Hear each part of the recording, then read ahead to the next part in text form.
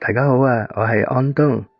念書群組漫談神秘學喺2025年11月至12月之間曾經做咗一個關於 UFO 嘅問卷調查，就讓我用少少時間介紹一下呢一個調查報告嘅結果。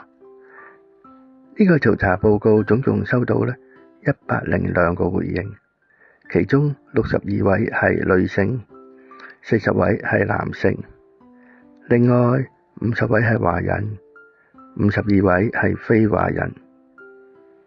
喺102個回應者裏面，60人相信 UFO 存在，42人不相信 UFO 存在。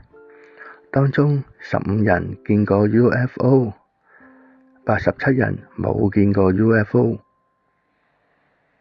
當中30人相信3I 阿特拉斯係 UFO，30 人不相信3I 阿特拉斯係 UFO，37 人不知道3I 阿特拉斯係定唔係 UFO。另外80人曾經聽過關於 UFO 嘅見聞，22人就未聽過關於 UFO 嘅見聞。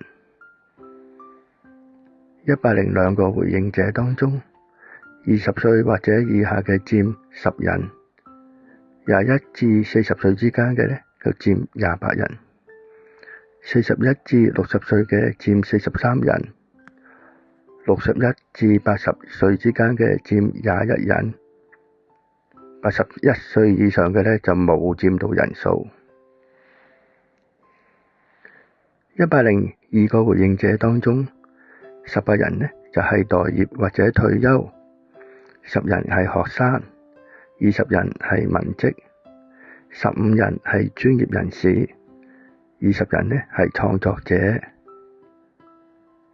，12人從事體力勞動，5人就屬於其他職業。我哋認為 58.8% 受訪者相信 UFO 嘅存在，而有 78.4% 受訪者曾經聽過有關 UFO 嘅見聞。呢啲都反映社會越嚟越開放，討論 UFO 已經唔係禁忌。我哋呼籲大家可以抱住開放嘅態度，一齊討論 UFO 同埋有關嘅神秘事件。